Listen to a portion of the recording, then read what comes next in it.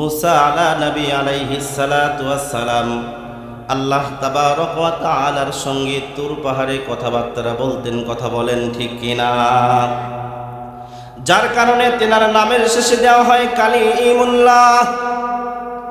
এই মুসা নবী আল্লাহ তাবারক ওয়া তাআলাকে ডাক দিয়ে বললেন, মালিক, আপনি তো আমার নামের শেষে দিয়েছেন কালিমুল্লাহ, এই পৃথিবীতে আর কোন নবী রাসূল কি আপনি প্রেরণ করবেন যাদের নামের শেষে আপনি কালিমুল্লাহ দিবেন? আল্লাহ তাবারক ওয়া তাআলা মুসা পয়গম্বরকে জানায়া দিলেন, রে মুসা, আমি কালিমুল্লাহ কোন নবীর নামের শেষে উপাধি দিব না, বরং শেষ নবী করে আমার হাবিবকে আমি প্রেরণ করব, মুহাম্মাদুর রাসূলুল্লাহ সাল্লাল্লাহু আলাইহি ওয়াসাল্লামকে আমি আল্লাহ তাবারক ওয়া তাআলা শেষ নবী করে দুনিয়াতে প্রেরণ করব। ওই নবীর প্রতি আমি আল্লাহ তাবারক ওয়া তাআলা 30 পারা কোরআন নাজিল করব। আমার নবী, আমার নবীর উম্মত উম্মতিরা, তোমার সঙ্গে আমি কথা বলি তুর পাহাড়ে, তুমি মুসা তোমার আসতে হয়, তোমার পায়ের জুতা খুলতে হয়। আমি আল্লাহ তাবারক ওয়া তাআলা যে সময় তোমাকে আহ্বান করি সে সময় তোমার আসতে হয়। নির্দিষ্ট সময় পরিমাণ কথা বলে তুমি চাইলেই বেশি কথা বলতে পারবা না।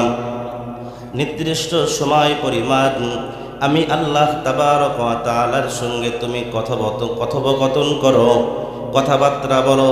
কিন্তু আমার নবী, আমার হাবিব মুহাম্মাদুর রাসূলুল্লাহ জবান খুলে সকলে পড়ি সাল্লাল্লাহু আলাইহি ওয়াসাল্লাম। আল্লাহ তাবারক ওয়া তাআলা বলেন 30 পারা কোরআন নাজিল করব। আমার নবীর উম্মত উম্মতিরা, আমার নবীরা, আমার নবী, আমার হাবিব মুহাম্মাদুর রাসূলুল্লাহ তিনি যখন ওযু করে নামাজের মধ্যে দাঁড়ায়া যাবে, আমার নবীর উম্মত উম্মতিরা যখন ওযু করে নামাজের মধ্যে দাঁড়ায়া যাবে, নির্দিষ্ট সময় থাকবে না, কোনো শর্ত থাকবে না, বরং আমার বান্দা বান্দিরা যতক্ষণ পর্যন্ত আমার নাজিলকৃত কিতাব কোরআনুল হাকিম তেলাওয়াত করবে, তারা শুধু তেলাওয়াতই করবে না, বরং তারা আমি আল্লাহর সঙ্গে কথা বলবে। জোরে বলেন সুবহানাল্লাহ, লিল্লাহি তাকবীর। মুসলমান ভাইরা রে আমার, আমরা যে আজকে জান্নাতের বাগানের মধ্যে আসছি, মুসলমান জানে না কোন জায়গায় যাইতে হবে। আজকে এই জান্নাতের বাগানের মধ্যে আমি আপনি বসছি। বিশ্বনবীজি সাল্লাল্লাহু আলাইহি ওয়াসাল্লাম বলেন, যে জায়গায় কোরআন এবং হাদিস থেকে আলোচনার মঞ্চ বানানো হয়, যে জায়গায় কোরআন এবং হাদিস থেকে আলোচনা করা হয়, সেই জায়গা দুনিয়ার কোনো জায়গা থাকে না, বরং আমার আল্লাহ ওই জায়গাটাকে জান্নাতের বাগান বানায় দেয়। জোরে বলেন সুবহানাল্লাহ।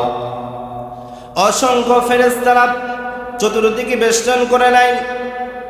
লা ইয়াকুদু কওমুন ইয়াযকুরুনাল্লাহা তাআলা ইল্লা হাফফাতুহুমুল মালায়েকা ওয়া গাশিয়াতুহুমুর রাহমা ওয়া নাযালাত আলাইহিমুস সাকিনাহ ওয়া যাকারাহুমুল্লাহু ফী মান ইনদা। যে জায়গায় কোরআন এবং হাদিস থেকে আলোচনা করার ব্যবস্থা করা হয়, আল্লাহ তাবারক ওয়া তাআলার অসংখ্য ফেরেশতারা চতুর্দিকে বেষ্টন করে রাখে। সুবহানাল্লাহ বলেন। একজন ফেরেশতার কাঁধের উপর আরেকজন ফেরেশতা দাঁড়ায় যায়, এরকম করতে করতে আরশ পর্যন্ত পৌঁছায়া যায়। আল্লাহ তাবারক ওয়া তাআলা সব জানেন, জানার পর জিজ্ঞাসা করে, রে ফেরেশতারা, তোমরা এরকম ভাবে সারিবদ্ধভাবে কেন দাঁড়ায় আছো? ফেরেশতারা ডাকতে বলে, মালিক, দুনিয়ার মধ্যে একটা জায়গায় তোমার কোরআন এবং হাদিস, তোমার রাসূলের হাদিস থেকে আলোচনা করার ব্যবস্থা করা হয়েছে। ও আল্লাহ, আমরা ফেরেশতারা যারা জমিনে আছি, এই সমস্ত বান্দাদের জন্য তোমার কাছে দোয়া করতেছি। আল্লাহ, দুনিয়ার বিছানা ত্যাগ করে চাইলে আরামের বিছানায়, নরম বিছানায় ঘুমাইতে পারতো। আরামের বিছানা ছেড়ে দিয়ে সব কিছু ত্যাগ করে একমাত্র তোমাকে রাজি খুশি করার জন্য তোমার যে সমস্ত বান্দা বান্দিরা এই প্যান্ডেলের মধ্যে বসছে আল্লাহ, এই সমস্ত বান্দাদের প্রতি আপনি আসমান থেকে রহমত নাজিল করেন। জোরে বলেন সুবহানাল্লাহ। আর জমিনের ফেরেশতারা আল্লাহ তাবারক ওয়া তাআলাকে ডাক দেয়, বলে মালিক আল্লাহ, তোমার দুনিয়াতে তোমার যে সমস্ত পাগল পারা বান্দা বান্দিরা কোরআন থেকে আলোচনার শোনার জন্য বসে গেছে আল্লাহ, ওই সমস্ত বান্দাদের জিন্দেগির গুনাহ খাতা আপনি মাফ করে দেন। জয় বলেন সুবহানাল্লাহ। বিশ্বনবী সাল্লাল্লাহু আলাইহি ওয়াসাল্লাম বলেন, যেই জায়গায় কোরআন এবং হাদিস থেকে আলোচনা করা হয় আল্লাহ তাবারক ওয়া তাআলা ওই সমস্ত বান্দাদের প্রতি আসমান থেকে সকিনা নাজিল করে। সুবহানাল্লাহ বলেন। আল্লাহ তাবারক ওয়া তাআলা আসমান থেকে যখন পানি বর্ষণ করেন, এই পানি আমার আপনার শরীরে পড়ার দ্বারা আমার আপনার শরীরের মধ্যে যদি কোনো ময়লা লেগে যায়, এই ময়লা ধৌত হয়ে যায়। আমার আপনার কাপড়ের মধ্যে যদি ময়লা লেগে যায়, আসমান থেকে পানি বর্ষণ হওয়ার দ্বারা আমার আপনার শরীরের ময়লা দূর হয়ে যায়, কাপড়ের ময়লা দূর হয়ে যায়। কিন্তু আল্লাহ তাবারক ওয়া তাআলার পয়গম্বর বলেন, যে জায়গায় কোরআন এবং হাদিস থেকে আলোচনা করার মজলিস কায়েম করা হয়, ওই জায়গায় আল্লাহ তাবারক ওয়া তাআলার যে সমস্ত বান্দা বান্দিরা বসবে, আমার আল্লাহ আসমান থেকে সকিনা নাজিল করে বান্দার অন্তরটাকে আল্লাহ তাবারক ওয়া তাআলা পরিষ্কার করে দেয়। জোরে বলেন সুবহানাল্লাহ। বিশ্বনবী সাল্লাল্লাহু আলাইহি ওয়াসাল্লামের ছোট্ট একটা ওয়াকিয়া বলি।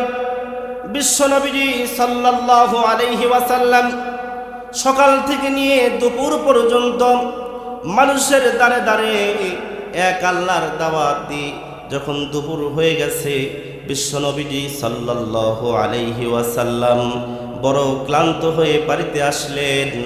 আসার পর দেখেন হযরতে আয়েশা সিদ্দিকা রাদিয়াল্লাহু তাআলা আনহা বাসার মধ্যে নাই। বিশ্বনবী রাগ করলেন না, গালিগালাজ করলেন না, ধমক দিলেন না, চিল্লাচিল্লি করলেন না। আমি আপনি যদি সকাল থেকে নিয়ে দুপুর পর্যন্ত বাহিরে যদি কোনো কোথাও কাজ করি, কাজ করার পর বাসার মধ্যে এসে যদি দেখি রহিমার মা নাই, এমনও যুবক পাওয়া যায় লাঠি হাতের মধ্যে নিয়ে পাড়া তারা পুরা গ্রাম তালাশ করে। কথা বলেন ঠিক কিনা? স্বামীদের জন্য এখানে লক্ষ্য করার দরকার, বিশ্বনবী সাল্লাল্লাহু আলাইহি ওয়াসাল্লাম স্বামী হিসাবে কেমন স্বামী ছিলেন। সকাল থেকে নিয়ে দুপুর পর্যন্ত বিশ্বনবী মানুষের দ্বারে দ্বারে দাওয়াত দিলেন। ক্লান্ত হয়ে বাড়ির মধ্যে আসলেন। আসার পর দেখেন হযরতে আয়েশা সিদ্দিকা রাদিয়াল্লাহু তাআলা আনহা বাসার মধ্যে নাই। নবী আমার রাগ করলেন না, চিল্লাচিল্লি করলেন না, গালিগালাজ করলেন না।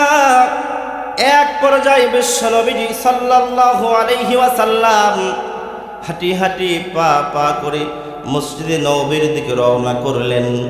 মসজিদে নববীর গেটে যেয়ে দেখেন হযরতে আয়েশা জীবন সুখীময় হবে না। কথা বলেন ঠিক কিনা? বিশ্বনবী সাল্লাল্লাহু আলাইহি ওয়াসাল্লামের জামাই হযরত আলী রাদিয়াল্লাহু তাআলা আনহু বাড়ির মধ্যে আছেন। একদিন নয়, দুই দিন নয়, কয়েকদিন পর্যন্ত বিশ্বনবীর কন্যা ফাতেমা রাদিয়াল্লাহু তাআলা আনহা ক্ষুধার্ত স্বামীকে ডাক দেয়া বলতেছে, স্বামী আমার, আমি ক্ষুধা সহ্য করতে পারতেছি, কিন্তু আমাদের কলিজার টুকরা সন্তান হাসান হোসাইন তো সহ্য করতে পারতেছে না। শুধুই বারবার বলতেছে, মা আমাকে খাবার দাও, মা আমাকে খাবার দাও। খাবারের বায়না করতে করতে আমাদের কলিজার টুকরা সন্তান হাসান হোসাইন ঘুমায় গেছে। ও স্বামী আমার ঘুম থেকে জাগ্রত হওয়ার পর যদি বলে মা খাবার দাও, আমি মা যদি খাবার দিতে না পারি, তাহলে আমি মা দুনিয়াতে বেঁচে থাকার থেকে না থাকাই ভালো। কথা বলেন ঠিক কিনা? হযরত আলী ডাক দিয়া বলতেছেন, ফাতেমা একটু সময় দাও, অল্প কিছু সময় দাও, আমি একটু বাহিরে যাই, দেখি কোথাও কোনো কাজের ব্যবস্থা করতে পারি নাকি, আমাকে একটু সময় দাও। হযরত আলী রাদিয়াল্লাহু তাআলা আনহু চাদরটা মাথার উপর দিয়ে রাস্তা দিয়ে যাইতেছেন। ওই রাস্তা দিয়ে বিশ্ব নবীজি সাল্লাল্লাহু আলাইহি ওয়াসাল্লাম আসতেছেন। সুবহানাল্লাহ বলেন। হযরত আলী রাদিয়াল্লাহু তাআলা আনহু চাদরটা মাথার মধ্য দিয়ে যাইতেছেন, আর ওই রাস্তা দিয়ে বিশ্ব নবীজি সাল্লাল্লাহু আলাইহি ওয়াসাল্লাম আসতেছেন। এক পর্যায়ে বিশ্ব নবীজি ডাক দেয়া বলে, চাদর মোড়ানো কে? তোমার চেহারা একটু বের করো। হযরত আলী রাদিয়াল্লাহু তাআলা আনহু চাদরটা সরায় দিলেন, দেওয়ার পর একটা সালাম দিলেন। বিশ্ব নবীজিকে ডাক দেয়া বলতেছেন, পয়গম্বর, আমার পরিবারের মধ্যে কোনো খাবারের ব্যবস্থা নাই। আপনার মেয়ে, আমার স্ত্রী, আমার কলিজার টুকরা সন্তানেরা অনাহারে রয়েছে। আমি খাবারের জন্য তালাশে বের হয়েছি, কাজের জন্য বের হয়েছি। বিশ্ব নবীজি ডাক দেয়া বলতেছে, রে আলী, ওই যে একটা গাছ দেখা যায়, যে বলো আমি মুহাম্মাদুর রাসূলুল্লাহ সাল্লাল্লাহু আলাইহি ওয়াসাল্লাম খেজুর দিতে বলেছি, তুমি ওখানে গিয়ে আমার নামটা বলো। হযরত আলী রাদিয়াল্লাহু তাআলা আনহু হাঁটি হাঁটি পা পা করে গিয়ে দেখেন যে গাছটার কথা বিশ্ব নবীজি বলেছেন, ওই খেজুরের গাছটা জীবিত না, মৃত্যু গাছ। গাছের কোনো ডালপালা কোনোই জীবিত নাই। আলী চিন্তা করলেন, এই গাছের তো মরা গাছ, কেমন করে খেজুর দিবে? বলেন দেখি, মরা খেজুর গাছে আমার আল্লাহ চাইলে খেজুর দিতে পারেন কি পারেন না? এবার হযরত আলী রাদিয়াল্লাহু তাআলা আনহু বিশ্ব নবীজি সাল্লাল্লাহু আলাইহি ওয়াসাল্লামের নাম বললেন। সঙ্গে সঙ্গে আল্লাহ তাবারক ওয়া তাআলা মরা খেজুর গাছকে জীবিত করে দিলেন। সুবহানাল্লাহ বলেন। মরা খেজুর গাছকে জীবিত করে দিয়ে আল্লাহ তাবারক ওয়া তাআলা খেজুর ধরা দিলেন। সেখান থেকে কিছু খেজুর নিয়ে হযরতে আলী রাদিয়াল্লাহু তাআলা আনহু চলে আসলেন। সন্তানদেরকে খাওয়ায় দিলেন, স্ত্রীকেও খাওয়ায় দিলেন। হযরত আলী রাদিয়াল্লাহু তাআলা আনহু হযরতে ফাতেমার কপালের মধ্যে হাত বোলায়া দিলেন। হাত বোলানোর সঙ্গে সঙ্গে দেখতেছেন ফাতেমার গায়ের মধ্যে জ্বর। হযরত আলী রাদিয়াল্লাহু তাআলা আনহু ফাতেমা তিনার মাথার মধ্যে পানি দিয়ে দিলেন, জলপটি দিয়ে দিলেন।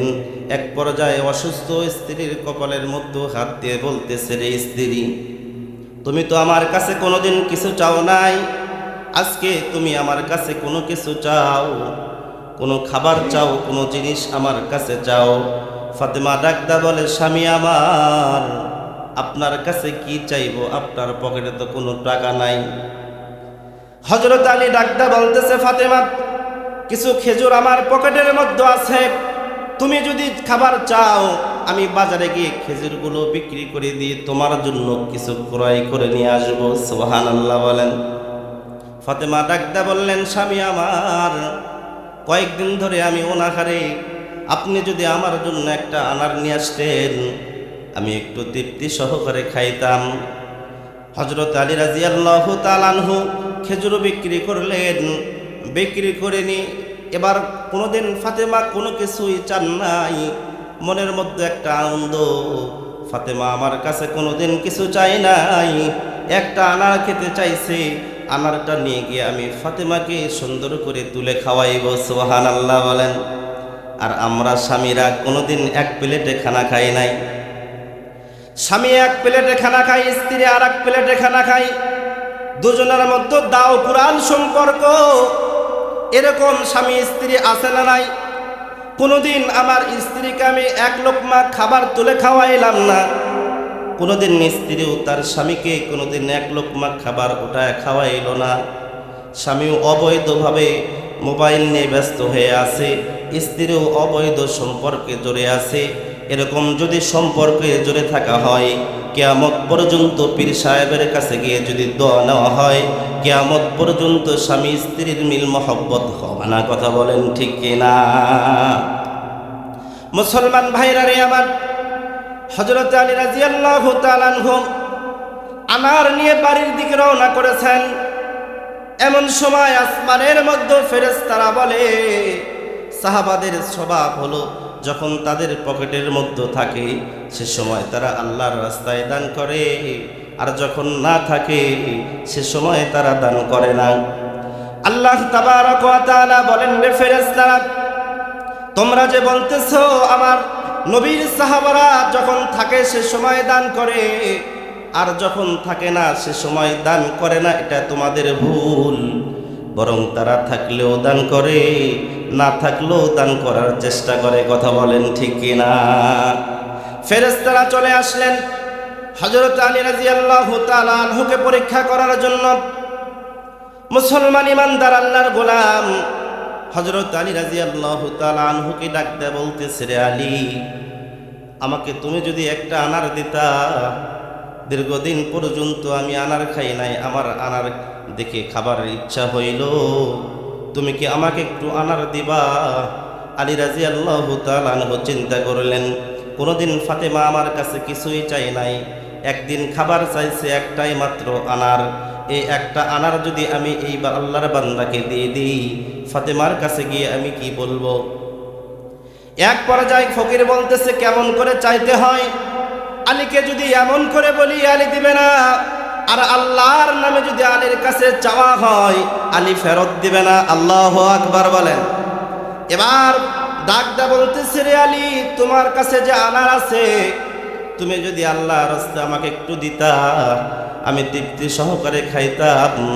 আলী মনে মনে চিন্তা করে, তুমি আমার আল্লাহর নাম ধরে বলেছো, আমি আলী না দিয়ে পার পাবো না। জোরে বলেন সুবহানাল্লাহ। মুসলমান ভাইরা রে আমার, হযরত আলী ডাকতে বলতেছে, একটাই মাত্র আনার, তুমি অর্ধেক খাইতে পারো। অর্ধেক দিয়ে দিলেন। দিয়ে দেওয়ার পর আল্লাহর বান্দা ডাকতে বলতেছে, রে আলী, অর্ধেক খেয়ে আমার তো তৃপ্তি হয় নাই, তুমি যদি পুরো আনারটা আমাকে দিতে, আমি তৃপ্তি সহকারে খাইতাম। আল্লাহু আকবার বলেন। মুসলমান ভাইরা রে আমার, এক পর্যায়ে যখন আল্লাহর নাম বলেছেন, হযরত আলী রাদিয়াল্লাহু তাআলা আনহু পুরো আনার দিয়েছেন। সুবহানাল্লাহ বলেন। এবার আলী রাদিয়াল্লাহু তাআলা আনহুর চিন্তা, কোনোদিন ফাতেমা আমার কাছ থেকে খাবার চাই নাই, বাড়ির মধ্যে যাওয়ার পর যদি বলে, আলী স্বামী আমার কই আনার নিয়ে আসছেন, নিয়ে আসেন, কি জবাব দিব? হযরত আলী রাদিয়াল্লাহু তাআলা আনহু বাহিরে সময় কাটাইতেছেন। এক পর্যায়ে বাসার মধ্যে চলে গেলেন। যাওয়ার পর দেখেন ফাতেমা রাদিয়াল্লাহু তাআলা আনহা চলাফেরা করতেছেন। এক পর্যায়ে ডাকতে বলতেছে, রে হাসান হুসাইনের মা, তোমার শরীরের কি অবস্থা? আর মনে মনে আল্লাহ তাবারক ওয়া তাআলার কাছে দোয়া করতেছেন, আল্লাহ, ফাতেমা যেন আনারের কথা না বলে। যদি আনারের কথা বলে, আমি আলী ফাতেমার কোনো কথার জবাব দিতে পারবো না। জোরে বলেন সুবহানাল্লাহ। মুসলমান ভাইরা রে আমার, এক পর্যায়ে ফাতেমা আনারের কথা বললেন না, আলী রাদিয়াল্লাহু তাআলা আনহু তিনিও বললেন না।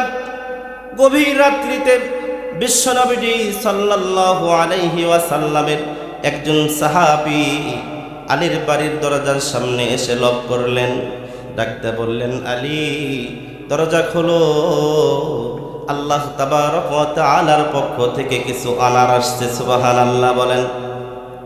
হযরত আলী রাদিয়াল্লাহু তাআলা আনহু দরজা খুলে দিলেন। এবার যখন সাহাবী হযরত আলী রাদিয়াল্লাহু তাআলা আনহুর কাছে 9টা আনার দিলেন, হযরত আলী ডাকদা বলতেছে, আনার আমার নয়, কারণ আল্লাহ তাবারক ওয়া তাআলার রাস্তায় যদি কোনো আল্লাহর বান্দা 1 টাকা দান করে, আল্লাহ তাবারক ওয়া তাআলা তাকে 10 দেন। কত দেন? 10 দেন। আলী রাদিয়াল্লাহু তাআলা আনহুর চিন্তা, আমার আল্লাহর তো অভাব নাই, আমি আল্লাহর রাস্তায় দান করেছি একটা আনার, আর আমার আল্লাহর পক্ষ থেকে আসলে আমি আলী পাবো 10টা। কয়টা? 10টা আনার পাবো। এক পর্যায়ে বলতেছে, এটা আমার নয়, নিয়ে যাও। এমন সময় সাহাবী ডাক দিয়ে বলতেছে, রে আলী, কেন না?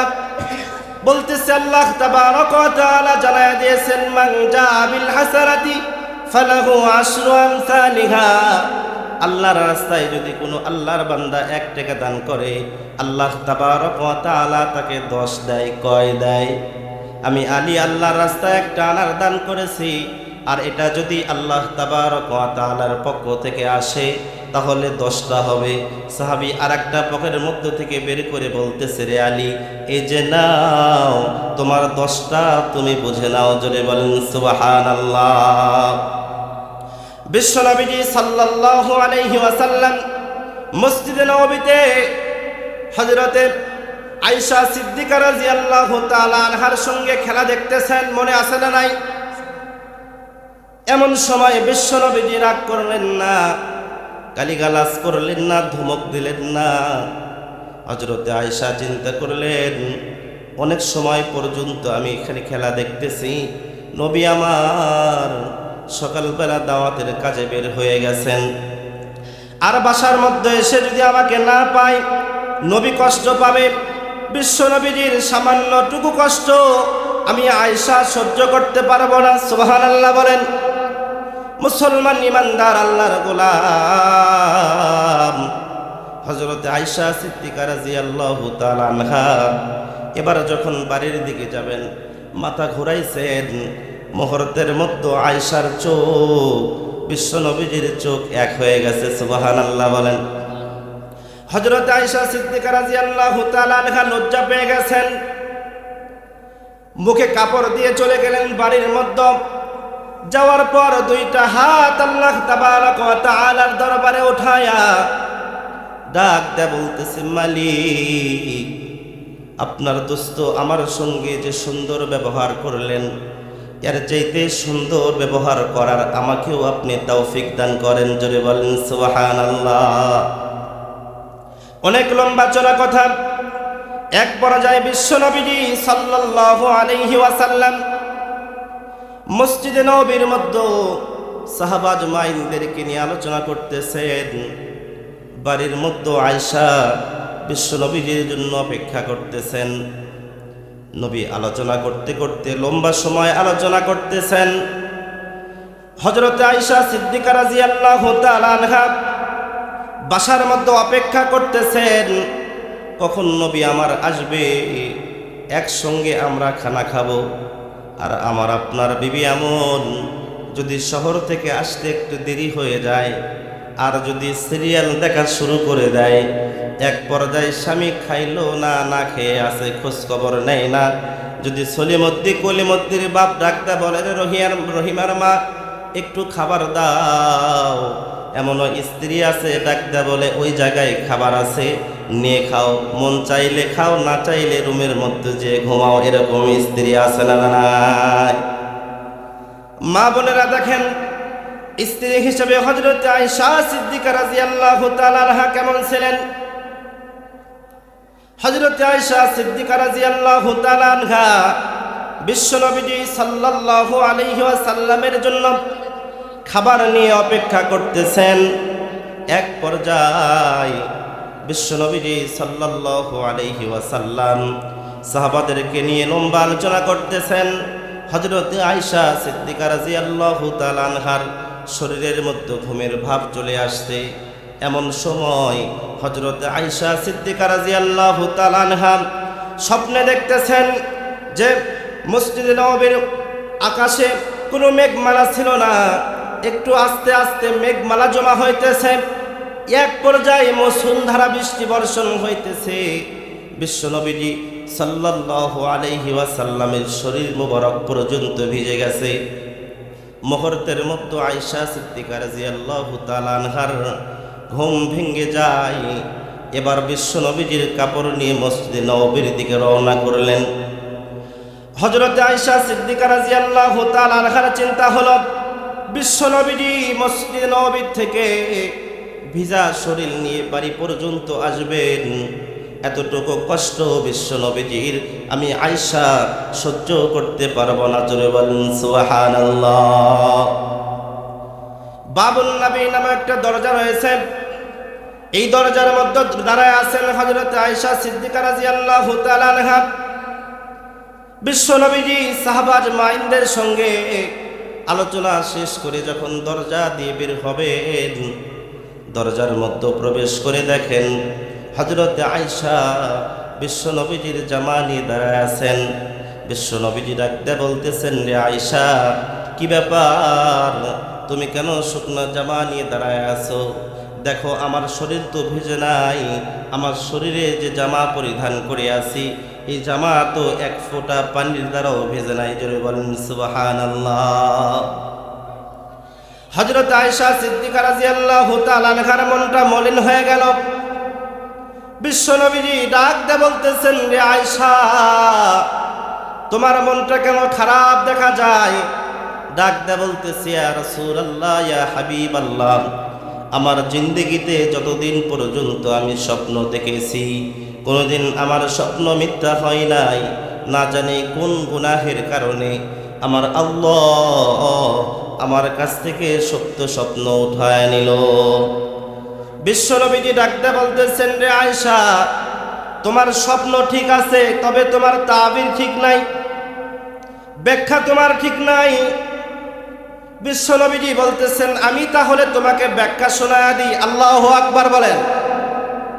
বিশ্বনবীজি বলতেছেন, রে আয়েশা, তুমি যে বললে ঘুমাইয়াছিলে, ঘুমের মধ্যে স্বপ্ন দেখতেছো মসজিদে নববীর আকাশে কোনো মেঘমালা নাই, কিন্তু আস্তে আস্তে মেঘমালা দিয়ে ভরপুর হয়ে গেল, এরপরে মুষলধারা বৃষ্টি শুরু হয়ে গেল। এটা সত্য স্বপ্ন। আমি যখন সাহাবাজ মাইনদেরকে নিয়ে যখন আলোচনা শুরু করলাম, আল্লাহ তাবারক ওয়া তাআলার অসংখ্য ফেরেশতারা সে জায়গায় জমা হওয়া শুরু হলো। আল্লাহ তাবারক ওয়া তাআলা আসমান থেকে যে পানি বর্ষণ করেন, যে পানি বর্ষণের দ্বারা বান্দার শরীর ধৌত হয়ে যায়। আল্লাহ তাবারক ওয়া তাআলা আসমান থেকে যে পানি বর্ষণ করেন, যে পানির দ্বারা বান্দার শরীরের মধ্যে যদি ময়লা লেগে যায় এই ময়লা ধৌত হয়ে যায়। কিন্তু তুমি যে বৃষ্টি দেখেছো এটা বৃষ্টি নয়, এটা হলো আল্লাহ তাবারক ওয়া তাআলার আসমান থেকে পাঠানো সকিনা। এই সকিনা আল্লাহ তাবারক ওয়া তাআলার যেই বান্দা বান্দির প্রতি আল্লাহ তাবারক ওয়া তাআলা পাঠাইবে, বান্দার শরীর ধৌত হবে না, বরং বান্দার কলবের মধ্যে যে পরিমাণ নেফাকি রয়েছে, নাপাকি রয়েছে, ময়লা রয়েছে, আল্লাহ তাবারক ওয়া তাআলা আসমান থেকে সকিনা নাজিল করে বান্দার কলবটাকে ধৌত করে দিয়ে বান্দাকে নিষ্পাপ বানায় দিবে। জোরে বলেন সুবহানাল্লাহ। লিল্লাহি তাকবীর, নারায়ে তাকবীর। মুসলমান ভাইরা রে আমার, তাহলে আমার আপনার গুনাহ আছে না নাই? মনে হইতেছে আমরা যে কয়জন মানুষ, যতগুলো মানুষ এই প্যান্ডেলের মধ্যে আসছি, শুধু আমাদেরই গুনাহ আছে, আর যারা বাড়ির মধ্যে শুয়ে শুয়ে ওয়াজ শুনতেছেন তিনাদের মনে হয় গুনাহ নাই। রে মুসলমান, আমাদের গুনাহ আছে, কিন্তু আমরা প্রতিদিন গুনাহ করতেছি। কিন্তু আল্লাহ তাবারক ওয়া তাআলার কাছে আল্লাহ তাবারক ওয়া তাআলা বলেন, ওয়াল্লাযীনা ইযা ফাআলু ফাহিশাতান আও যালামু আনফুসাহুম যাকারুল্লাহ ফাস্তাগফিরু লিযুনুবিহিম ওয়া মান ইয়াগফিরুয যুনুবা ইল্লাল্লাহ। আল্লাহু আকবার বলেন। আল্লাহ তাবারক ওয়া তাআলা বলেন, রে গোলাম, তুমি গুনাহ করবা, তোমার যদি কখনো গুনাহ হয়ে যায় আমি আল্লাহ তাবারক ওয়া তাআলার কাছে ইস্তিগফার করবা। তুমি যদি ইস্তিগফার করতে পারো, আমি আল্লাহ ব্যতীত এমন কোনো ইলাহ নাই যে তোমাকে মাফ করে। আমরা গুনাহ করব, মাফ করনেওয়ালা একজন, তিনি কে? আল্লাহ তাবারক ওয়া তাআলার কাছে যদি আমি আপনি এই জান্নাতের বাগানের মধ্যে বসে আমার অতীতের গুনাহের কথা স্মরণ করে আল্লাহ তাবারক ওয়া তাআলার কাছে যদি ইস্তিগফার করতে পারি, আল্লাহ তাবারক ওয়া তাআলা বলেন, রে গোলাম, আমি আল্লাহ তাবারক ওয়া তাআলা তোমার জিন্দেগীর গুনাহ খাতা মাফ করে দিয়ে নিষ্পাপ মাসুম বানায়া ওই জান্নাতের বাগান থেকে বের করে তোমাকে বাড়ি পর্যন্ত পৌঁছায় দেব। জোরে বলেন সুবহানাল্লাহ। আমি সকালে গুনাহ করতেছি, মুহূর্তের মধ্যে মিনিটে মিনিটে আমি আপনি গুনাহ করতেছি, কিন্তু আমাদের ভিতরে কোনো অনুতপ্ত নাই। মনে করতেছি এই দুনিয়া পেয়েছি, মনে হয় এটাই আমাদের হায়াতে জিন্দিগি, যার কোনো শুরু আছে শেষ নাই মনে করতেছি। কিন্তু না রে ভাই, না। আল্লাহ তাবারক ওয়া তাআলা আমার আপনার দিকে 24 ঘন্টা চেয়ে চেয়ে আছেন। যতই বড় গুনাহগার হই না কেন, আল্লাহ তাবারক ওয়া তাআলা বলেন, রে গোলাম, যতই গুনাহ করো না কেন, আমি আল্লাহ তাবারক ওয়া তাআলা তোমার কলবের দিকে তাকায়া থাকি, কখন বান্দা তুমি গুনাহ করবা। আল্লাহ তাবারক ওয়া তাআলা কেমন দয়া, কেমন মায়া, একটা ঘটনা বললে আপনারা বুঝতে পারবেন। আল্লাহ তাবারক ওয়া তাআলা তিনার একজন বান্দাকে রাজত্ব দান করেছিলেন, যার নাম হলো সাদ্দাত। সাদ্দাত দুনিয়াতে জান্নাত বানাইছিল, কথা বলেন ঠিক কিনা? সে বলেছিল, আনা রব্বুকুমুল আ'লা, আমি হলাম বড় খোদা। হযরতে হুদ আলাইহিস সালাতু ওয়াস সালাম যখন দাওয়াত দিলেন, রে সাদ্দাত, তুমি বড় খোদা না, বড় খোদা যিনি আসমান বানাইছেন, যিনি জমিন বানাইছেন, সাগর মহাসাগর আমাকে তোমাকে যিনি সৃষ্টি করেছেন, তিনি হলেন আল্লাহ। এক পর্যায়ে সাদ্দাত ডাক দেয়া বলতেছেন, হুদ, তোমার আল্লাহকে যদি আমি মেনে নিই তাহলে তোমার আল্লাহ কি দিবে? হযরতে হুদ আলাইহিস সালাতু ওয়াস সালাম ডাক দেয়া বলতেছে, রে সাদ্দাত, তুমি যদি আমার আল্লাহকে মেনে নাও, আমার আল্লাহ তোমাকে বিশাল বড় জান্নাতের মালিক বানায় দিবে। জোরে বলেন সুবহানাল্লাহ। এই জন্য আল্লাহ তাবারক ওয়া তাআলা বলেন, ওয়াসারিউ ইলা মাগফিরাতিম মির রাব্বিকুম, বান্দা তুমি দৌড়াও তোমার রবের নিকটে তোমার জিন্দেগীর গুনাহ খাতা মাফ করে নেওয়ার জন্য। তাহলে আমি আপনি দৌড়াইব আল্লাহ তাবারক ওয়া তাআলার দিকে কিসের জন্য? গুনাহ মাফ করে নেওয়ার জন্য। কিসের জন্য চাচা? কিসের জন্য? গুনাহ মাফ করে নেওয়ার জন্য। তাহলে আমার আপনার সকলেরই গুনাহ আছে। আল্লাহ তাবারক ওয়া তাআলা বলেন, যতই বড় নাফরমান হোক না কেন, যতই বড় গুনাহগার হও না কেন, আমি আল্লাহ তাবারক ওয়া তাআলার দৃষ্টি তোমার প্রতি সর্ব অবস্থায় রয়েছে। বান্দা, কখন তুমি খালেস দিলে ইস্তেগফার করো। সুবহানাল্লাহ বলে। সাদ্দাতকে যখন হযরতে হুদ আলাইহিস সালাতু ওয়াস সালাম দাওয়াত দিতেছেন, রে হুদ, তুমি দাবি করতেছো তুমি বড় খোদা। না না, তুমি বড় খোদা নও, বরং আসমান যিনি খুঁটিবিহীন তৈরি করেছেন, চন্দ্র সূর্য গ্রহ নক্ষত্র যিনি সৃষ্টি করেছেন, আমাকে যিনি সৃষ্টি করেছেন, তোমাকে যিনি সৃষ্টি করেছেন, তিনি হলেন একমাত্র আল্লাহ। এবার হুদ আলাইহিস সালাতু ওয়াস সালাম বলেন, রে সাদ্দাত, তুমি যদি আল্লাহ তাবারক ওয়া তাআলাকে এক আল্লাহ বলে মেনে নাও, তাহলে আল্লাহ তাবারক ওয়া তাআলা তোমাকে বিশাল বড় জান্নাতের মালিক বানায় দিবে। জান্নাতের উপরের চৌকাঠটা হবে আসমানে, নিচের চৌকাঠটা হবে জমিনে। জান্নাতের চৌকাঠ, দরজার চৌকাঠটা যদি এত বড় হয়, তাহলে বলেন আমার আল্লাহর জান্নাতটা কত বড় হবে। জোরে বলেন সুবহানাল্লাহ। এই জান্নাত আমরা চাই কি চাই না? এই জান্নাত আমি আপনি চাই। হযরত জিবরাইল আমিন আলাইহিস সালাতু ওয়াস সালামকে আল্লাহ তাবারক ওয়া তাআলা 600টা ডানা দিয়েছিলেন। কয়শো ডানা দিয়েছিলেন? 600 ডানা দিয়েছিলেন। জিবরাইল আমিন আলাইহিস সালাতু ওয়াস সালাম আল্লাহ তাবারক ওয়া তাআলাকে ডাকতে বললেন, মালিক, আমি তো দুনিয়াতেই সুন্দরভাবে আমার পাখাগুলো বিছায়া দিতে পারি না। ছোট্ট একটা দুনিয়া, আমাকে তুমি 600টা ডানা দিয়েছো, আমার 600 ডানা ব্যবহার করার প্রয়োজন হয় না। আমাকে একটু সুযোগ দেওয়া হোক, আমি একটু জান্নাতটা ঘুরে দেখতে চাই। জিবরাইল আমিন আলাইহিস সালাতু ওয়াস সালামকে আল্লাহ তাবারক ওয়া তাআলা জান্নাত ঘুরে দেখার সুযোগ দিলেন। জিবরাইল উঠতেছেন, উঠতে উঠতে জিবরাইল ক্লান্ত হয়ে গেলেন। এক পর্যায়ে আল্লাহ তাবারক ওয়া তাআলাকে ডাক দিয়ে বলতেছেন, মালিক আল্লাহ, আমি জিবরাইল ক্লান্ত হয়ে গেলাম, জান্নাতের কত দূর পর্যন্ত আমি আসলাম।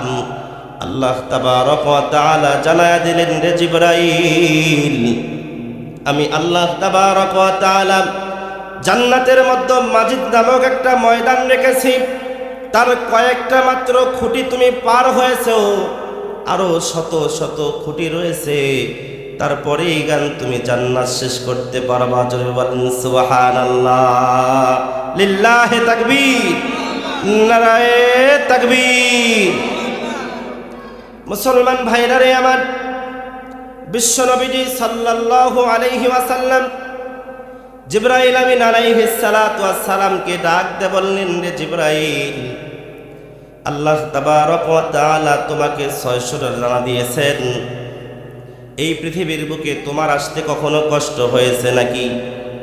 জিবরাইল আমিন আলাইহিস সালাতু ওয়াস সালাম বিশ্ব নবী রহমাতুল লিল আলামিনকে ডাক দিয়ে বলতেছেন, পয়গম্বর, এই পৃথিবীতে আমি জিবরাইল চারটা বার আসতে আমি জিবরাইল আমার প্রত্যেকটা লোম থেকে ঘাম ঝরেছে। জোরে বলেন সুবহানাল্লাহ। যে 4 বার জিবরাইল আমিন আলাইহিস সালাতু ওয়াস সালাম পৃথিবীতে এসেছিলেন, এই পৃথিবীতে আসতে জিবরাইলের শরীর থেকে ঘাম ঝরছে 4 বার। কয়বার?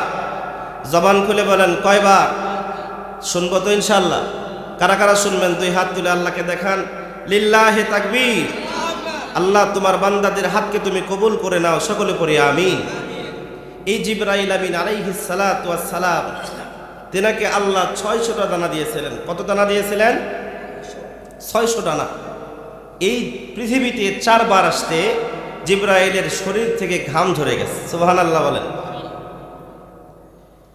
মুসলমান ভাইরা রে আমার, হযরতে হুদ আলাইহিস সালাতু ওয়াস সালাম সাদ্দাতকে ডাক দিয়ে বললেন, রে সাদ্দাত, তুমি বড় খোদা নও, বরং যিনি আসমান বানাইছেন, জমিন বানাইছেন, আমাকে তোমাকে যিনি সৃষ্টি করেছেন তিনিই হলেন বড় খোদা।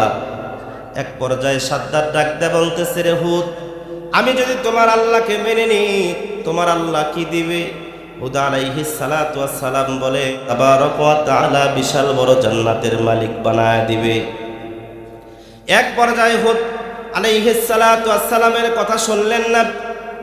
সাদ্দাত বলতেছে, তোমার আল্লাহকে আমি মানব না। তোমার আল্লাহ যেরকম জান্নাত দিবে, আমি দুনিয়াতে সেরকম তোমার আল্লাহর মতো একটা জান্নাত বানাইব। জোরে বলেন নাউযুবিল্লাহ। হযরতে হুদ আলাইহিস সালাতু ওয়াস সালাম ডাক দিয়ে বলতেছে, রে সাদ্দাত, আমার আল্লাহ তাবারক ওয়া তাআলা জান্নাতের যে বিল্ডিং হবে, এর যে ইট থাকবে, একটা ইট থাকবে স্বর্ণের, একটা ইট থাকবে রূপার, মানি মুক্তা দ্বারা খচিত হবে। সাদ্দাত ডাক দিয়ে বলে, দুনিয়াতেও তোমার আল্লাহর মতোই আমি জান্নাত তৈরি করতে চাই। এক পর্যায়ে 300 বছরে সাদ্দাত জান্নাত বানাইলেন। কয়শো বছরে?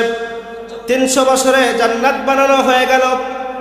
এক পর্যায়ে যখন জান্নাতের মধ্যে প্রবেশ করবে, এমন সময় ফকিরের ভেষ ধরে আল্লাহর একজন বান্দা সাদ্দাতকে ডাক দিয়ে বলতেছে, রে সাদ্দাত, একটু দাঁড়াও, আমার সঙ্গে একটু কথা বলো। সাদ্দাত ডাক দিয়ে বলতেছে, ভিক্ষা দেওয়ার সময় এখন না, পরে দেখা করো। বলতেছে, না, আমার সঙ্গে একটা মাত্র কথা বলেই তুমি জান্নাতের মধ্যে প্রবেশ করো। সাদ্দাত ডাক দিয়ে বলতেছে, রে ফকির, ভিক্ষা নেওয়ার আর তোমার সময় নাই। 300 বছরের সাধনা করে আমি জান্নাত বানাইলাম। হুদের আল্লাহর জান্নাতে যাব না, আমি নিজেই জান্নাত বানাইলাম। আজকে আমি জান্নাত উদ্বোধন করব, জান্নাতের মধ্যে প্রবেশ করব। এখন তুমি ডিস্টার্ব করো না। এবার আল্লাহর বান্দা ডাক দিয়ে বলতেছে, রে সাদ্দাত, একটা বার আমার কথা শোনো, কানটা আগায় দাও। সাদ্দাত যখন কানটা আগায় দিয়েছে, মুহূর্তের মধ্যে আল্লাহর বান্দা ডাক দিয়ে বলতেছে, আমি পৃথিবীর কোনো মানুষ নই, আমি হলাম মালাকুল মউত, হযরতে আজরাইল আলাইহিস সালাতু ওয়াস সালাম। সাদ্দাত কি বলবে খুঁজে পাচ্ছে না। আব্বা বলে ডাকবে, না চাচা বলে ডাকবে, না কি বলে ডাকবে? বলতেছে একটা মাত্র সময় দাও, একটা মিনিট সময় দাও, একটা মিনিট সময় দাও, আমি জান্নাতের মধ্যে ঢুকবো আর বের হব। 300 বছরের সাধনা। এবার মালাকুল মাউত আজরাইল আলাইহিস সালাতু ওয়াস সালাম জানায়া দিলেন, আমি এমন একটা ফেরেশতা, কারো রূহ কবজ করার সময় হয়ে গেলে ইযা জাআ আজালুহুম লা ইস্তাখিরুনা সাআতাও ওয়া লা ইস্তাকদিমুন। যখন আমার আপনার হায়াত শেষ হয়ে যাবে, আজরাইল আলাইহিস সালাতু ওয়াস সালাম কি 1 সেকেন্ড সময় দিবে? যুবক ভাইদেরকে দেবে। মনে হয় যুবকেরা মনে করতেছে হুজুর কেবল সবেমাত্র যুবক, হায়াত পাবো। না রে যুবক না, তোমার মতো কত যুবক রাস্তায় অ্যাক্সিডেন্ট হয়ে দুনিয়া থেকে চিরবিদায় হয়ে কবরে চলে গেছে। কথা বলেন ঠিক কিনা? মালাকুল মাউত আজরাইল আলাইহিস সালাতু ওয়াস সালাম, মালাকুল মাউত এমন একটা ফেরেশতা, যখন আমার আপনার হায়াত শেষ হয়ে যাবে 1 সেকেন্ড সময় দেবে না। নির্দিষ্ট সময়ে মালাকুল মাউত আজরাইল আলাইহিস সালাতু ওয়াস সালাম এসে আমার আপনার রূহটা বের করে নিয়ে চলে যাবে। মালাকুল মাউত আজরাইল আলাইহিস সালাতু ওয়াস সালামের একটু মায়া লাগছে। সুবহানাল্লাহ বলেন। আল্লাহ তাবারক ওয়া তাআলার দিকে তাকাইছেন যে আল্লাহ 300 বছরে কত কষ্ট করে জান্নাত বানাইলে একটু কি সময় দেওয়া যায় না? চিন্তা করতেছে। আল্লাহ তাবারক ওয়া তাআলা আজরাইলের মনের অবস্থা আল্লাহ জানেন কি জানেন না? আল্লাহ তাবারক ওয়া তাআলা ডাকতে বলে, রে আজরাইল, তোমার কি এই পৃথিবীতে কারো রূহ কবজ করতে কি মায়া লেগেছে? আজরাইল বলে, আল্লাহ, কিছুদিন পূর্বে অনেক দিন আগে একজন তোমার বান্দির রূহ কবজ করতে আমার মায়া লেগেছিল, আর আজকে সাদ্দাতের রূহ কবজ করতে আমার একটু মায়া লাগতেছে। আল্লাহ তাবারক ওয়া তাআলা বলেন, কোন মেয়ে, আমার কোন বান্দি? বলতেছে, আল্লাহ, কিছু মানুষেরা নদীপথে লঞ্চের উপর চড়ে নদীপথে যাত্রা করতেছিল, এমন সময় একটা ঘূর্ণিঝড়ের কবলে পড়ে যায়। লঞ্চের মধ্যে তোমার যে সমস্ত বান্দা বান্দিরা ছিল সকলে দুনিয়া থেকে চিরবিদায় নিয়ে চলে যায়। একটা মা, গর্ভবতী মা, পেটের মধ্যে সন্তান নিয়ে একটা তক্তার উপর বসছিল। মা এক হাত দিয়ে তক্তা ধরেছেন, এমন সময় পেটের ব্যথা শুরু হয়ে যায়। পেটের ব্যথা সহ্য করতে পারতেছেন না। এক পর্যায়ে ওই মা ওই তক্তার উপর প্রসব করলেন, সন্তানকে জন্ম দিলেন। জন্ম দেওয়ার পর এক হাত দিয়ে নিজের কলিজার টুকরা সন্তানকে জড়িয়ে ধরলেন, আর এক হাত দিয়ে তক্তাকে ধরলেন। রে যুবক, আজকে তুমি মার সঙ্গে খারাপ ব্যবহার করো, শ্বশুর শাশুড়ি পাইছ, বউ পেয়ে তোমার মাকে ভুলে গেছো। রে যুবক, তুমি জানো না তোমার মা তোমার জন্য কত কষ্ট করেছেন? কথা বলেন ঠিক কিনা? আজকে তুমি বাবা হইছো, তুমি জানো তোমার সন্তান কলিজা খাইতে পছন্দ করে, খাবার সামনে নিয়ে বসে গেছি, এমন সময় গোস্তর মধ্য থেকে কলিজা একটা দাঁতের তলে পড়ে গেছে। পড়ে যাওয়ার সঙ্গে সঙ্গে আমার আপনার সন্তানের কথা স্মরণ হয়ে যায়। আমার ছোট সন্তান, আমার মেয়ে কলিজাকে বড় পছন্দ করে, মন চাইতেছে খাই, কিন্তু চিন্তা হইতেছে না আমি খাবো না, আমার সন্তানকে পেট ভরে খাওয়াইব। কথা বলেন ঠিক কিনা? তুমি যেরকম আজকে সন্তানের বাবা হইছ, তুমি যেরকম আজকে সন্তানের বাবা হইছ, এক সময় তুমি ওরকম সন্তান ছিলা। তোমার মা কত কষ্ট করে নিজে না খাইয়া আঁচলে বেঁধে রেখে শুধুমাত্র তোমার মুখের হাসি দেখার জন্য তোমাকে খাওয়াইছে, নিজে না খাইয়া কত কষ্ট মা সহ্য করেছে। রে মুসলমান, রে যুবক, সেই মাকে তোমরা ভুলে যেও না, বাবাকে তোমরা ভুলে যেও না।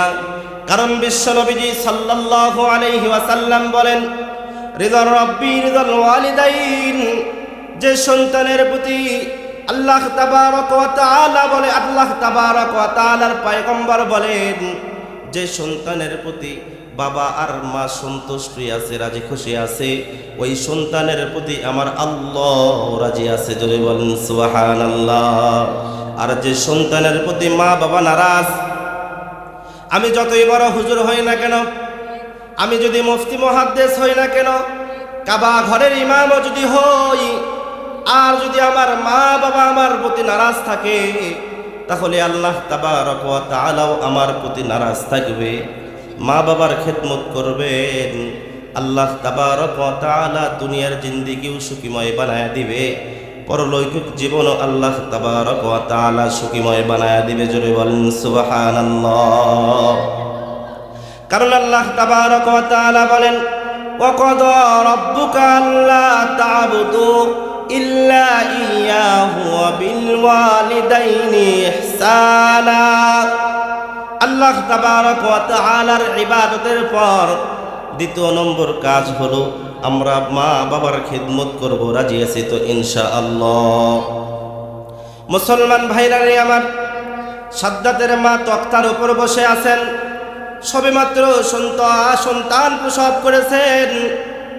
এমন সময় আল্লাহ তাবারক ওয়া তাআলা আজরাইল আলাইহিস সালাতু ওয়াস সালামকে ডাক দিয়ে বলতেছে, রে আজরাইল, যাও যাও, নদীর মধ্যে আমার একজন বান্দি সবেমাত্র সন্তান প্রসব করেছে, এক হাত দিয়ে সন্তানকে ধরেছে, আর এক হাত দিয়ে তক্তা ধরে আছে।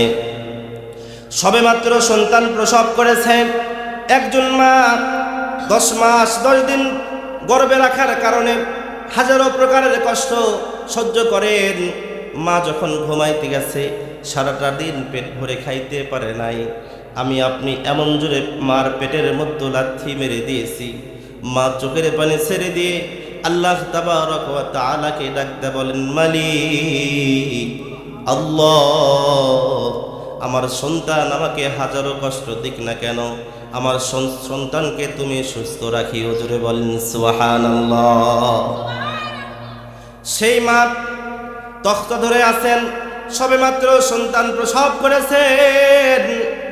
এমন সময় মা যখন সন্তানকে তার স্তনে লাগাইবেন, যখন কোনো মা দুনিয়াতে সন্তান প্রসব করেন, ওই সন্তানের মুখটা যখন মার স্তনের মধ্যে লাগায় দেয়, মা হাজারো কষ্ট সমস্ত অতীত ভুলে যায়। জোরে বলেন সুবহানাল্লাহ। এমন সময় ওই ছোট্ট সন্তানের মুখটা ওই মা তার স্তনে লাগাইবে। এমন সময় আল্লাহ তাবারক ওয়া তাআলা আজরাইল আলাইহিস সালাতু ওয়াস সালামকে বললেন, রে আজরাইল, যাও যাও, নদীর মধ্যে আমার একজন বান্দি সবেমাত্র সন্তান প্রসব করেছে, তার সন্তানের মুখটা তার স্তনের মধ্যে লাগাবে।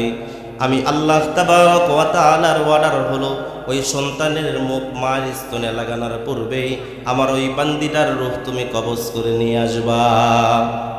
আজরাইল ডাকতে বলতেছেন, মালিক আল্লাহ, ওই মার রূহটা কবজ করতে আমি আজরাইলের বড় মায়া লেগেছিল। আল্লাহ তাবারক ওয়া তাআলা বলেন, রে আজরাইল, তুমি তো জানো না তারপরে ওই সন্তানের কি হইল। বলতেছে, আল্লাহ, তারপরে সন্তানের কি হয়েছে আমি জানি না। আল্লাহ তাবারক ওয়া তাআলা বলেন, তাহলে এখন আমার থেকে শোনো। মা যখন দুনিয়া থেকে চিরবিদায় নিয়ে চলে গেল, আমি আল্লাহ তাবারক ওয়া তাআলা ওই ছোট্ট সন্তানকে নদীর মধ্যে ডুবে মেরে নাই, বরং আমি আল্লাহ তাবারক ওয়া তাআলা একটা জঙ্গলের কিনারায় আমি ওই তক্তাকে লাগায়া দিই। একজন বাঘিনীর সন্তানকে আমি আল্লাহ তাবারক ওয়া তাআলা মেরে ফেলি। এরপরে বাঘের দ্বারা ওই ছোট্ট সন্তানকে দুধ খাওয়াই। তাআলা রাজত্ব দান করলাম। 1 বছর নয়, 2 বছর নয়, আমি আল্লাহ 1700 বছর আমি আল্লাহ তাবারক ওয়া তাআলা রাজত্ব দান করেছিলাম। কয় বছর? 1700 বছর। কয় বছর? 1700 বছর। মুসলমান ইমানদার আল্লাহর গোলাম, আল্লাহ তাবারক ওয়া তাআলা আজরাইলকে ডাকতে বলতেছেন, রে আজরাইল, 1700 বছর রাজত্ব দান করলাম। এরপরে আমি আল্লাহ তাবারক ওয়া তাআলা চেয়েছিলাম, বান্দা আমার নাফরমানি করতেছে, কখন আমার কাছে ইস্তিগফার করে, আমার বান্দা কখন আমার কাছে ইস্তিগফার করবে, আমি আল্লাহ আমার বান্দাকে আমি মাফ করে দিব। জোরে বলেন সুবহানাল্লাহ। হযরত আজরাইল আলাইহিস সালাতু ওয়াস সালামকে আল্লাহ তাবারক ওয়া তাআলা জানায়া দিলেন, রে আজরাইল, ওই ছোট্ট বাচ্চা কে তুমি জানোনি? বলতেছে আল্লাহ আমি জানি না। আল্লাহ তাবারক ওয়া তাআলা বলেন এই সাদ্দাত ওই ছোট্ট বাচ্চা, এই সাদ্দাতকে আমি বাগের দুধ খাওয়ায় লালন পালন করলাম, রাজত্ব দান করলাম। এক পর্যায়ে আমি আল্লাহ তাবারক ওয়া তাআলাকে ভুলে গেল, নিজেই আনা রব্বুকুমুল আলা, নিজেকেই বড় খোদা দাবি করেছিল। তুমি আজরাইল যখন তোমার পরিচয় পেয়ে গেছে, পরিচয় পাওয়ার পর তোমার কাছে কাকুতি মিনতি না করে, তোমার কাছে মাফ না চেয়ে যদি এই সাদ্দাত আমি আল্লাহ তাবারক ওয়া তাআলার কাছে চোখের পানি ছেড়ে দিয়ে ইস্তেগফার করত, আমি আল্লাহ তাবারক ওয়া তাআলা সাদ্দাতের অতীত গুনাহ মাফ করে দিয়ে আমি আল্লাহ এই সাদ্দাতকেও জান্নাতের মালিক বানায় দিতাম। জোরে বলেন সুবহানাল্লাহ। লিল্লাহি তাকবীর, নারে তাকবীর। ভাই দোস্ত, যুবক ভাইরা, যুবক ভাইরা একটু আগে আসো দেখি, আগে আসো দেখি। যুবকেরা তো দুর্বল হলে তো হবে না, কারণ যুবকরা যদি আজকে ইসলামের দিকে আসে তাহলে আজকের বাংলাদেশ কোরআনের বাংলাদেশ হবে। কথা বলেন ঠিক কিনা? এই যুবকেরা যদি ইসলাম প্রিয় হয়ে যায়, এই যুবকেরা যদি ইসলামকে মেনে নেয়, এই যুবকেরা যদি আল্লাহু আকবারের ধ্বনি দিয়ে রাজপথে নামতে পারে, নাস্তিকেরা আমার আল্লাহকে গালি দেওয়ার সাহস পাবে না, বিশ্ব নবীজিকে ব্যঙ্গ করার সাহস পাবে না। যদি যুবকেরা আজকে কোরআন মেনে নেয় আর আল্লাহু আকবারের ধ্বনিতে সামনে অগ্রসর হয়, আগামীর বাংলাদেশ কোরআনের বাংলাদেশ হবে। কথা বলেন ঠিক কিনা? এই জন্য যুবক ভাইয়েরা, তোমরাও যুবক আমিও যুবক, ঠিক আছে না? ইনশাআল্লাহ বেদবি করবো না, কেউ বেদবি করবো না। এটা কোরআনের মাহফিল। এটা কিসের মাহফিল? কোরআনের মাহফিল। কোরআনের মাহফিল যেখানে কোরআন থেকে আলোচনা করা হয়, সে জায়গায় কোরআনের আয়াত পড়তেছি, তুমি যদি কথা বলো, তোমরা যদি কথা বলো তাহলে গুনাহ হবে। কি হবে? গুনাহ হবে। মুসলমান ইমানদার আল্লাহর গোলাম বিশ্ব নবীজি সাল্লাল্লাহু আলাইহি ওয়াসাল্লাম জিবরাইল আমিন আলাইহিস সালাতু ওয়াস সালামকে ডাকতে বলতেছেন, রে জিবরাইল, এই পৃথিবীর বুকে তোমার আসতে কি কখনো কষ্ট হয়েছে? জিবরাইল আমিন আলাইহিস সালাতু ওয়াস সালাম ডাকতে বলতেছেন, ইয়া রাসূলুল্লাহ, ইয়া হাবিবাল্লাহ, নবীজি, চারটা বার এই পৃথিবীতে আসতে আমি জিবরাইল আমার শরীর থেকে ঘাম বের হয়েছে। সুবহানাল্লাহ বলেন। বিশ্ব নবীজি সাল্লাল্লাহু আলাইহি ওয়াসাল্লাম ডাক দিয়ে বলতেছেন, রে জিবরাইল, তুমি একটু আমাকে শোনাও। জিবরাইল আমিন আলাইহিস সালাতু ওয়াস সালামকে বিশ্ব নবীজি যখন বললেন, জিবরাইল বলতেছেন, পয়গম্বর তাহলে শোনেন, এক আল্লাহর দাওয়াত দিতে গিয়ে আল্লাহ তাবারক ওয়া তাআলার একজন পয়গম্বর ছিলেন যার নাম ইব্রাহিম। নামের শেষে বলা হয় খলিলুল্লাহ। কি বলা হয়? খলিলুল্লাহ। ইব্রাহিম আলাইহিস সালাতু ওয়াস সালাম এক আল্লাহর দাওয়াত দিতে গিয়ে নমরুদের আগুনের কুণ্ডের মধ্যে ফেলে দিয়েছে। কথা বলেন ঠিক কিনা? তাহলে এক আল্লাহর দাওয়াত দিতে গিয়ে জুলুম হবে, মামলা হামলা হবে, নির্যাতন হবে, কিন্তু মুসলমানরা কখনো পিছন দিকে ফিরবে না। কথা বলেন ঠিক কিনা? মুসলমান ভাইরা রে আমার, হযরত ইব্রাহিম আলাইহিস সালাতু ওয়াস সালামকে যখন আগুনের মধ্যে ফেলে দেওয়া হলো, এমন সময় আল্লাহ তাবারক ওয়া তাআলা জিবরাইল আমিন আলাইহিস সালাতু ওয়াস সালামকে ডাকতে বলতেছেন, জিবরাইল, তুমি কোথায়? জিবরাইল আমিন আলাইহিস সালাতু ওয়াস সালাম আল্লাহ তাবারক ওয়া তাআলাকে ডাকতে বলতেছেন, মালিক, আমি তো সিদরাতুল মুনতাহাই। আল্লাহ তাবারক ওয়া তাআলা বলেন, যাও, আমার খলিল ইব্রাহিমকে নমরুদ আগুনের মধ্যে ফেলে দিয়েছে, যাও রক্ষা করো। ইব্রাহিমের বংশধর ইসমাইলের বংশধর থেকে যদি ইব্রাহিম আগুনের মধ্যে পড়ে যায় তাহলে ইসমাইল আর দুনিয়াতে আসবে না। আমি আল্লাহ আমার হাবিবকে ইসমাইলের বংশধর থেকে দুনিয়াতে প্রেরণ করব। জোরে বলেন সুবহানাল্লাহ। এবার জিবরাইল আমিন আলাইহিস সালাতু ওয়াস সালাম বলেন, আল্লাহ তাবারক ওয়া তাআলা বলেন, রে জিবরাইল, আমার খলিলুল্লাহকে উলঙ্গ করে আগুনের মধ্যে ফেলে দিয়েছে। যাও জান্নাতের মধ্য থেকে একটা কাপড় নিয়ে আমার খলিলুল্লাহকে পরিধান করে দাও এবং আমার খলিল ইব্রাহিমকে আগুন থেকে রক্ষা করো। সুবহানাল্লাহ বলেন। ইব্রাহিম আলাইহিস সালাতু ওয়াস সালামকে আল্লাহ তাবারক ওয়া তাআলা যখন খলিলুল্লাহ উপাধি দিয়েছিলেন, জিবরাইল আমিন আলাইহিস সালাতু ওয়াস সালাম আল্লাহ তাবারক ওয়া তাআলাকে ডাক দিয়ে বলেছিলেন, আল্লাহ, ইব্রাহিমকে তো আপনি অনেক ধন সম্পদ দান করেছেন, ইব্রাহিম তো ধন সম্পদকেই বন্ধু বানায় নিয়েছে, এত ধন সম্পদওয়ালা ব্যক্তি কেমন করে আপনার খলিল হয়? তার তো বন্ধু হবে ধন সম্পদ, সে কেমন করে আপনার খলিল হয়?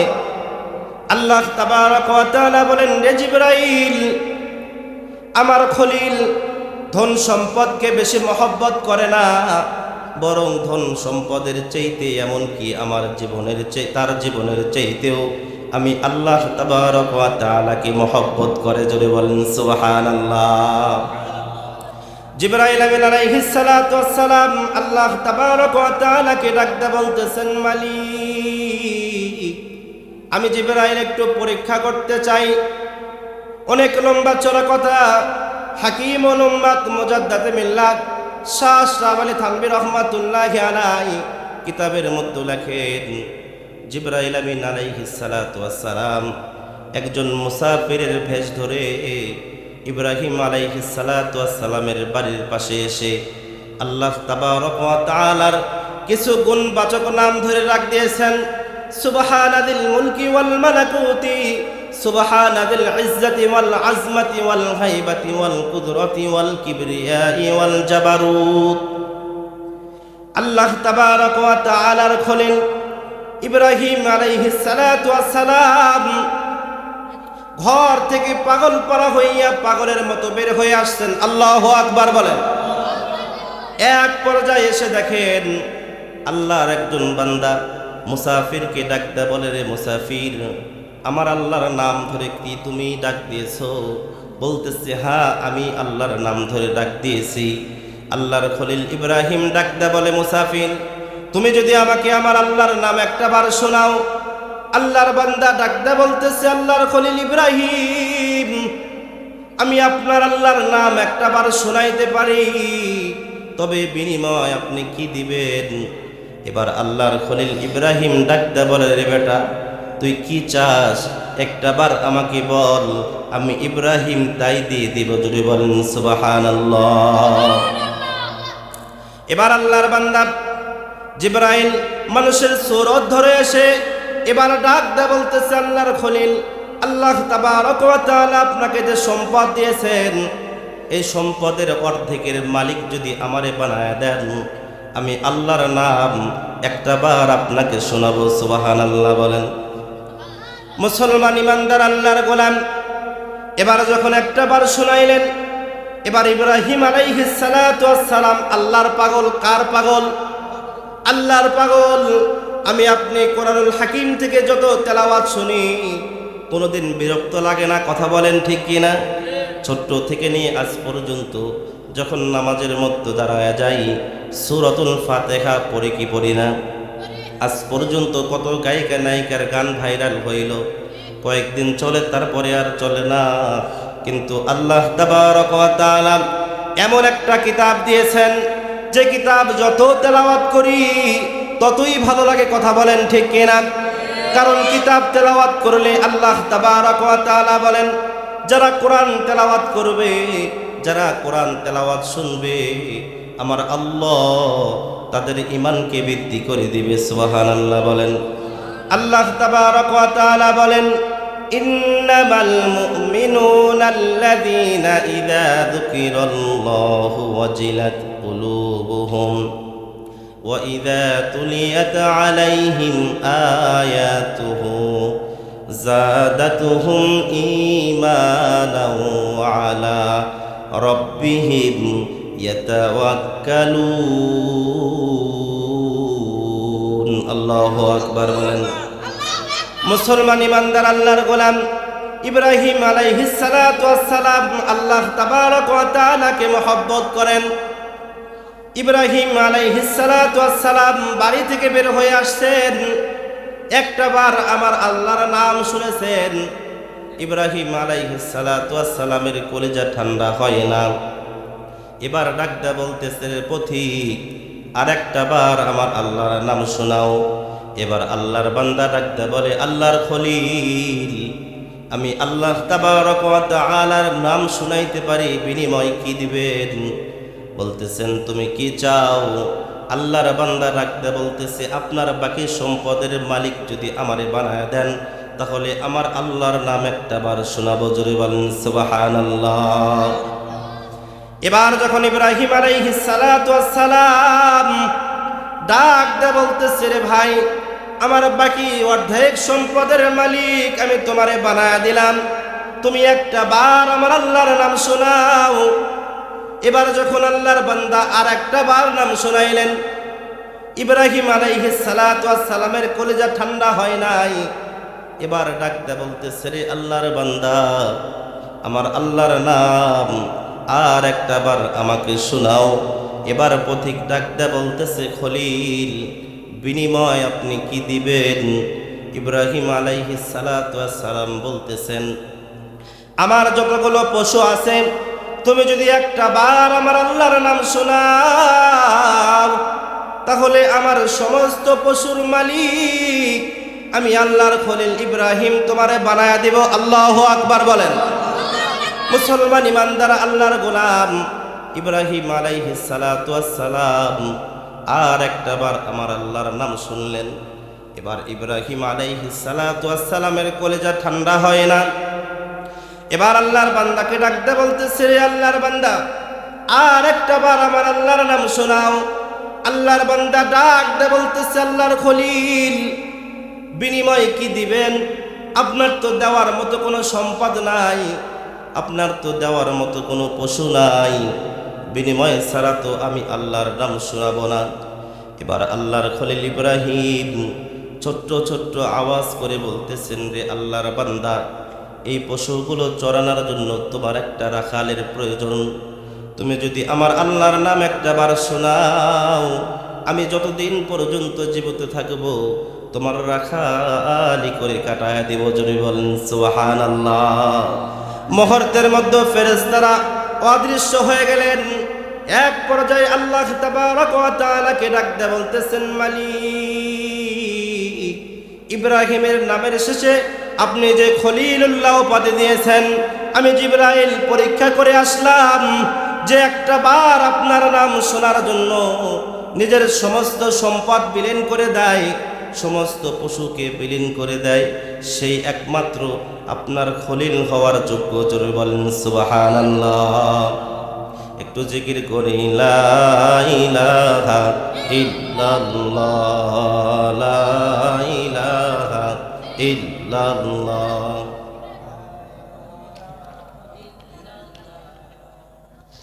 লা ইলাহা ইল্লাল্লাহ, লা ইলাহা। সকলে জবান খোলেন। কালেমা পড়তে কি কোনো শরম আছে? এখানে কোনো মহিলা মানুষ আছে? তাহলে ভাই সকলে পড়ি, লা ইলাহা ইল্লাল্লাহ, লা ইলাহা, লা ইলাহা ইল্লাল্লাহ, সুবহানাল্লাহ ওয়ালহামদুলিল্লাহ, লা ইলাহা ইল্লাল্লাহ, লা ইলাহা ইল্লাল্লাহ, লা ইলাহা ইল্লাল্লাহু মুহাম্মাদুর রাসূলুল্লাহ